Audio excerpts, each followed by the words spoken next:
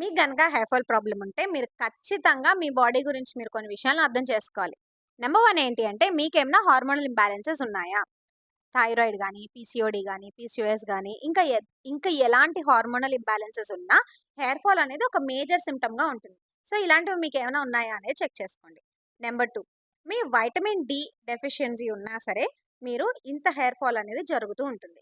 Number 3లో protein deficiencies చాలా వరకు మన సౌత్ ఇండియన్ డైట్స్‌లో మాట్లాడడానికి ఇండియన్ డైట్స్‌లో కూడా మనకి ప్రోటీన్ డెఫిషియన్సీ అనేది చాలా ఎక్కువగా కనపడుతూ ఉంటుంది. మన జుట్టు పెరగడానికి, దాని గ్రోత్‌కి కూడా ప్రోటీన్ అనేది చాలా important nutrient.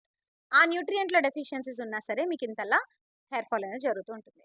Last but not the least ఏంటి అంటే మీ స్కాల్ప్ హెల్త్. చాలా వరకు స్కాల్ప్ హెల్త్ ఇగ్నోర్ అయిపోతోంది.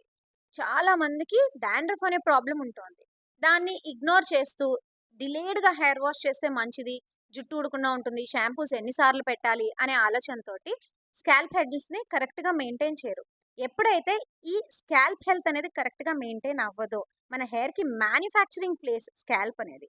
ఈ స్కాల్ప్ హెల్త్ ఎప్పుడైతే నెగ్లెక్టెడ్‌గా ఉంటుందో వాళ్ళకి హెయిర్ ఫాల్ అనేది ఎక్కువగా ఉంటుంది.